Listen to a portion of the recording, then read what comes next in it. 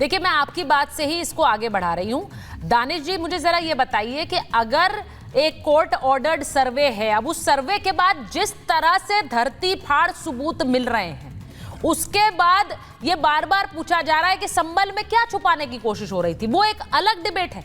लेकिन ये जो चिट्ठियां हैं, अगर सर्वे कोर्ट ऑर्डर के द्वारा किया जा रहा था और कोई ये साजिश कर रहा था कि दंगाई ट्रक भरकर आए, वहां हिंसा कराएं और रात को चले जाएं, अगर ये सच है जो चिट्ठी मेरे हाथ में है, तो क्या ये संविधान के विरोधी नहीं है?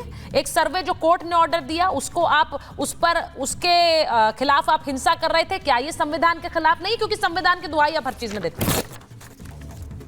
दानिश जी, देखिए, सबसे पहली बात मैं एक बात कहूं, सुचारिता जी के पूर्व डीजीपी विक्रम सिंह साहब जो बात कह रहे हैं वो बात एक अंश तक सही भी है।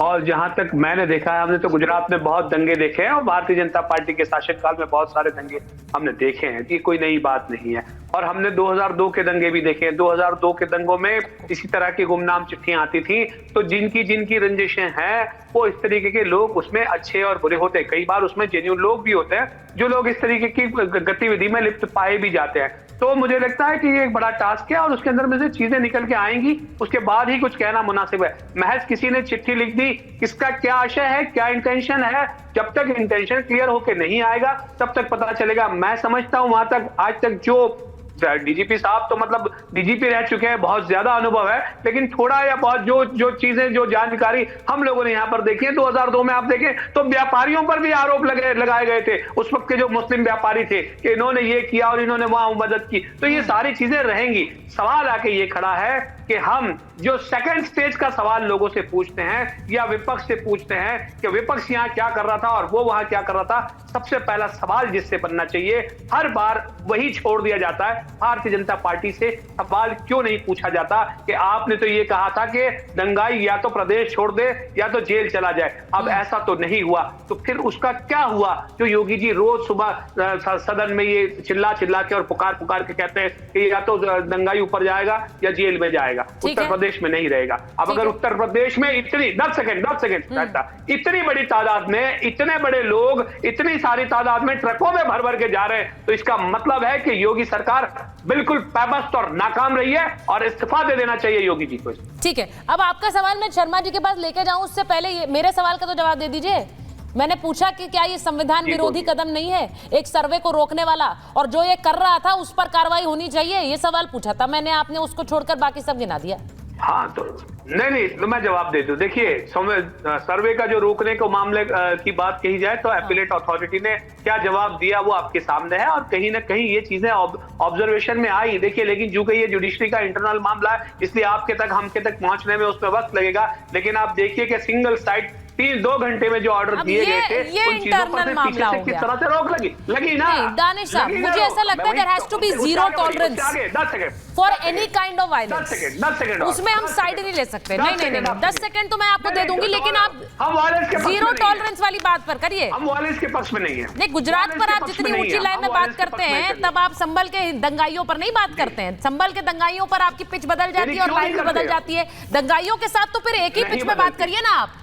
नहीं, मैं बताऊं आपको। सवाल ये है कि दंगाई वो है जिसने दंगा किया, तो वो किस व्याख्या में आएंगे जिन्होंने एसडीएम साहब का ऑर्डर नकार दिया। ठीक है, ये बताइए। तो एक बात, स्पष्ट निर्देश था, 10 सेकंड, स्पष्ट निर्देश था कि भाई आपको किसी की भी जान हताहत हो इस तरह से बल का प्रयोग नहीं करना है। उसके बावजूद भी आपके सामने हाई टेक वेपन्स यूज किए जा रहे थे।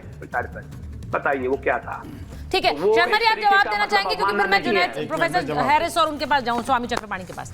शर्मा जी वो कह रहे हैं कि जो कुछ हुआ है उसकी सबसे पहली जिम्मेदारी आपकी थी, आप फेल हो गए।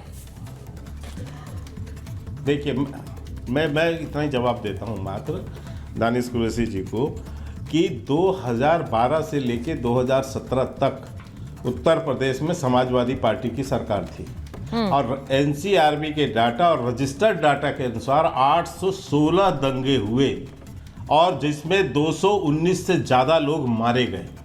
816 दंगे। 7 साल की हमारी सरकार में एनसीआरबी का डाटा है कि 90% जो है दंगे नहीं हुए, केवल 3% 97% कमी आई है वहाँ 97% दंगाइयों में। तो आप ये समझ सकते हैं कि वहां पर किस तरह की कानून व्यवस्था है। दूसरी बात, जो संभल का, यही बात मैं पहले भी कहने जा रहा था, जो बार बार सपा के झूठ बोल रहे थे और ये झूठ बोल रहे हैं, जो दंगे हुए, आप जितने दिन रिपोर्ट चलाए हैं सुचेता जी, आप बताइए उसमें दो दंगे क्या थे। पुलिस के ऊपर एक वर्ग विशेष का हमला, इसमें कोई हिंदू मुसलमान दंगा नहीं है। वहां पर एक वर्ग, आपने देखा कैसे सड़कें वहां पट गई, गलियां पट गई पत्थर और उससे, और कौन चलाया? मस्जिद में जो सर्वे टीम जा रही थी उसके ऊपर हमला, और पुलिस जो बचाव कर रही थी उस पर हमला किया गया, और वो एक वर्ग विशेष द्वारा किया गया। अब इसको आप क्या कहेंगे? तीसरी बात, ये इसको जानबूझ के दंगा दंगा दंगा वर्ड ये करके अखिलेश यादव ने इसके रोटी सेकने की कोशिश की थी वहां पर, लेकिन अब नहीं सेक पाएंगे। अब तो उनकी कलई खुल गई, अब तो खुद ही कटघरे में खड़े हैं। तो अब ना कांग्रेस बोलती है, अब राहुल गांधी वहां जाने की उत्सुक है, ना अखिलेश यादव आने को उत्सुक है। फोटो अब नहीं हो पाएगा ना, वहां जाएंगे तो दिखेगा वहां मंदिर, वहां दिखेगा वो अतिक्रमण हटाते हुए मंदिर, वहां पर दिखेगा अतिक्रमण हटाते हुए बाउल जो है। अब जो है इनको इस बात की, हाँ, मैं आ रही इस बात की स्थिति बनी है कि अब किस मुंह से जाएं।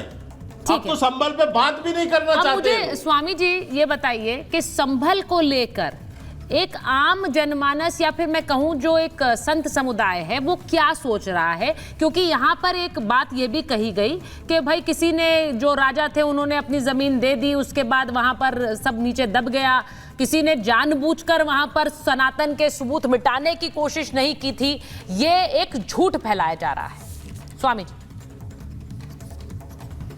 नहीं, अगर झूठ भी फैलाया जा रहा है तो आखिर जब सर्वे का आदेश माननीय कोर्ट ने किया है, जो माननीय कोर्ट एक स्वतंत्र और निष्पक्ष संस्था है, जब वो सर्वे का आदेश करती है तो उसे ईटा पत्थर क्यों मारा जाता है भाई? और यही नहीं, हर जगह आप देख लो, काशी जी में भी सर्वे का आदेश हुआ, वहां भी नमाजियों ने विरोध किया और ईटा पत्थर मारे, और हर जगह की यही हाल है। तो आखिर विरोध करने का क्या मतलब बनता है? साच को आज कैसा होता है? तो निश्चित रूप से कहीं ना कहीं हमारी जो प्राचीन धरोहर है उसको छिपाया जा रहा है, और ये बड़ा दुर्भाग्यपूर्ण है। और मैं तो आगे बढ़ के ये कहना चाहता हूं कि जिस प्रकार से कुछ लोग कट्टरपंथी इसको हिंदू मुस्लिम बना रहे हैं, भाई ये विदेशी आक्रांता वर्सेस भारतीयता की लड़ाई है। एक कोई अगर आपके पास, अगर जो आप समझ रहे हो कि हमारे मस्जिदों में मंदिर दबाया गया है, तो उसको सामने आकर के आना चाहिए इससे, और आपकी जो है भाईचारा और वो होगा कि देखो जी हमने हिंदुओं के भावना का सम्मान किया। आखिर जब राम मंदिर निर्णय में तो चारता जी 5 एकड़ जमीन मिला, उसका किसी ने विरोध किया क्या? किसी ने नहीं किया।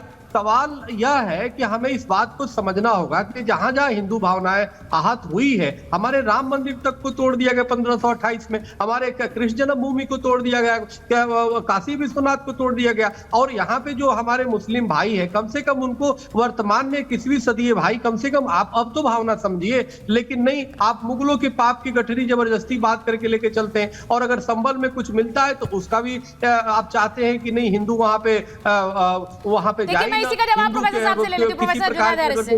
प्रोफेसर